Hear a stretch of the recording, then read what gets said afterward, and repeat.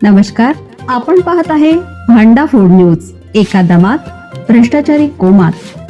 Social media, कर्जबाजारी, गुन्हेगारी, सट्टेबाजी, चोरी, मटका, जुगार, दारू, सावकारशाही, न्यायाच्या प्रतीक्षेत प्रशासन.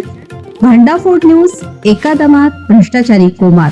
महापालिकेच्या बंद इमारतीत गांजाचा अड्डा. जुना राजवाडा पोलिसांची मोठी कारवाई, दोघांना अटक. कोल्हापूर शहरात गांजा विक्री करणाऱ्या रॅकेटचा जुना राजवाडा पोलिसांनी पर्दाफाश केला. हॉकी स्टेडियम परिसरातील महापालिकेच्या एका बंद इमारतीमध्ये गांजाची विक्री सुरू असल्याची माहिती मिळताच पोलिसांनी छापा टाकला.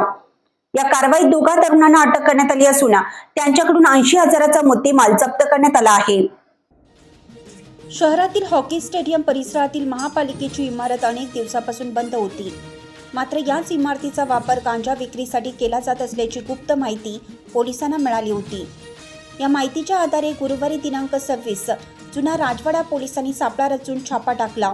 या कारवाईत कुणाल किरण सांगवडेकर आणि भूषण रंगराव पाटील या दोन तरुणांना ताब्यात घेण्यात आले. त्यांच्याकडे असलेल्या मोपेड गाडीची तपासणी केली असता त्यात अर्धा किलो गांजा मिळून आला. पोलिसांनी गांजासह मोपेड, 2 मोबाईल आणि रोख रक्कम असा एकूण 80,000चा मुद्देमाल जप्त केला आहे. हे दोघे पाचगाव येथील रहिवासी आहेत. प्राथमिक तपासात त्यांनी हा गांजा कळंब्यातील गण्या नावाच्या व्यक्तीकडून खरेदी केल्याची कबुली दिली आहे. आता पोलीस या गण्याचा शोध घेत असून पाचगाव येथील इतर काही संशयितांचीही चौकशी सुरू आहे.